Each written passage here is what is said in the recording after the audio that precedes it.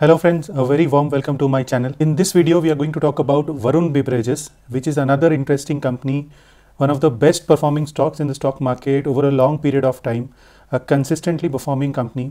We have done an in-depth analysis of this company before and you can watch that video on our YouTube channel. And this is another update video, which will give you an overall view as to what has to be done with the stock at this point of time. If you're new to the channel, please do subscribe and hit the bell icon to get updates of all the new videos which I upload. And if you are not a part of our Telegram channel, do join today by using the link in the description button, because every day morning before the market opens, I share my view on the market and also share some tips as to how you should be managing your portfolio. These tips will definitely help you improve your portfolio returns and also create a good learning experience for you. So let's begin the analysis of Varun Beverages. This will be the flow of our presentation. We'll talk about the business model in the beginning. We'll look at the chart in the last 4-5 years. We'll talk about the main financial parameters of the company. We'll understand why the stock has given such returns in the past.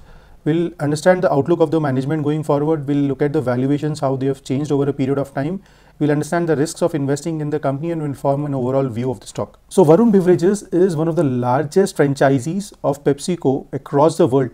So in terms of size, not just in India, globally also, if you consider the volume of business which Varun Beverages generates for PepsiCo, it is one of the largest in the world. How this works is Varun Beverages has a license agreement with PepsiCo. So using the trademark and the formula of PepsiCo, they manufacture the products in India and handle the entire distribution and sales across the country. So in India, more than 90% of the business which PepsiCo generates is generated by Varun Beverages alone. So it is the market leader in India. It will not be too odd even to tell that without Varun Beverages at the present scenario, it is very difficult for PepsiCo to exist as a business in India, because the entire distribution chain of India is handled by Varun Beverages. So as of now, this operates in 6 countries, 3 in the Asian subcontinent and 3 in Africa, and slowly their hold on the African countries is getting stronger with their recent acquisition. So overall, this is how the business model works.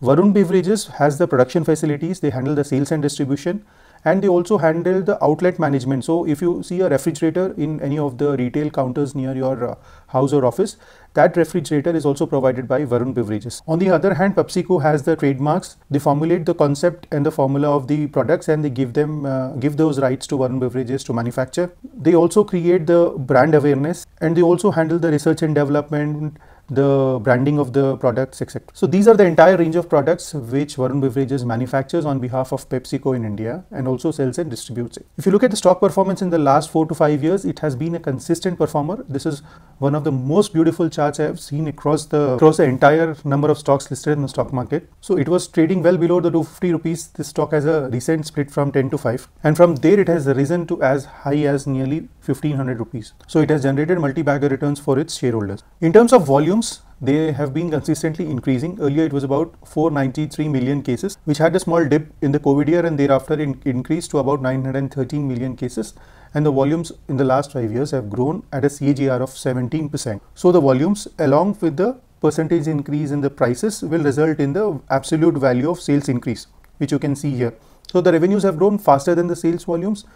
In CY19, the company did about 7,000 crores of revenue, which increased to almost 16,000 crores by the end of December 2023. In terms of EBITDA, they did about 1462 crores in CY19, which has gone up to almost 3,700 crores in CY23. So the EBITDA has gone up from about 1463 crores in CY19 to almost 3,700 crores in CY23. Margins have remained consistent. They have been about 21% at EBITDA level in CY19, and they have slightly expanded to almost 23% in CY23.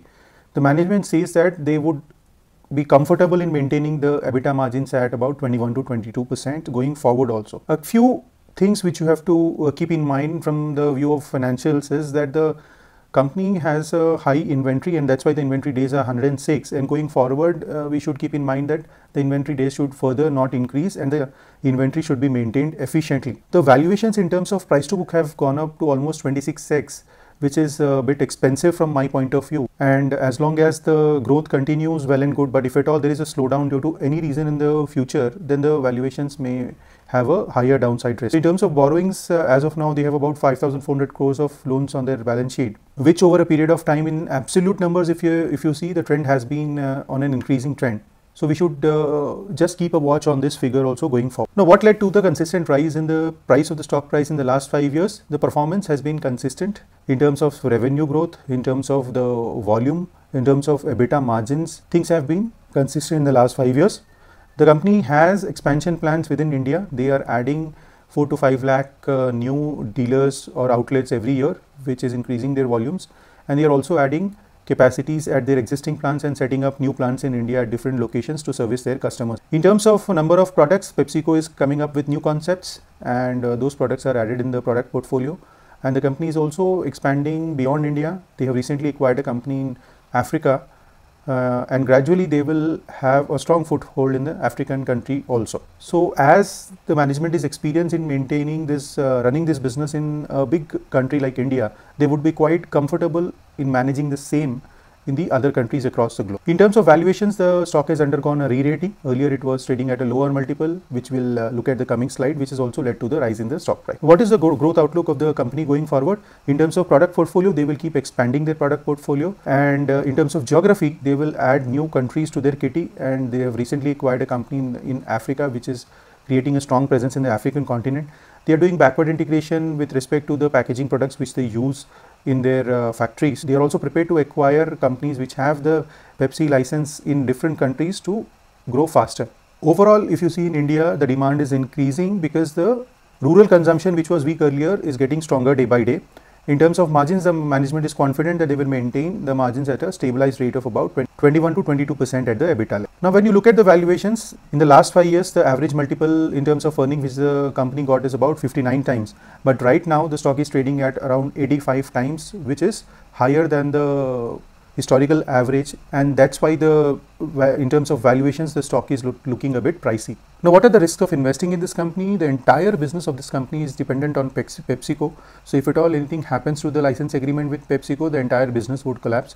But the PepsiCo also, on the other hand, has their entire dependence in India on Varun Beverages. So there is a very rare possibility that anything goes wrong between these two companies. The debt is steadily rising, and it has gone up to more than 5,400 crores. So this is something which you have to keep in mind. The company has to efficiently maintain their working capital, as it's a inventory-led business model. And there are new brands coming up in the market from existing bigger players, as well as the new startups that are coming up. So going forward, there is a possibility that people may try new drinks, and the overall market may not grow as faster as it has grown historically. So this was a crisp analysis of Varun Beverages. Now, considering the entire business model of the company, the growth plans, the risks involved, the valuations. Now, what is our view on the stock? If you're holding the stock from the lower levels, you can continue to hold as the performance is consistent. But if you're looking at a fresh entry in this stock at the current valuations, the valuations are expensive and the risk reward is not much in your favor. So if you're very keen in investing in this, you can accumulate in a gradual manner as and when you get the stock at cheaper valuations. But if you invest at the current levels, do keep in a close watch on the fundamentals and financials of the company going forward. If you feel that the results are not up to the mark, then you have to exit, as the downside can be very high, as the valuation multiple has already expanded. So from here onwards, as the re-rating is already over, you can see a growth in the stock price which is more or less equivalent to the growth in the sales and the earnings of the company. So that's about Varun Beverages. I hope you like the crisp analysis. If you like it, hit the like button and subscribe to the channel. If you want me to make videos on your favorite stocks, don't forget to mention the name of the stock in the comment section. Do join our Telegram channel. Thank you for watching and have a wonderful day.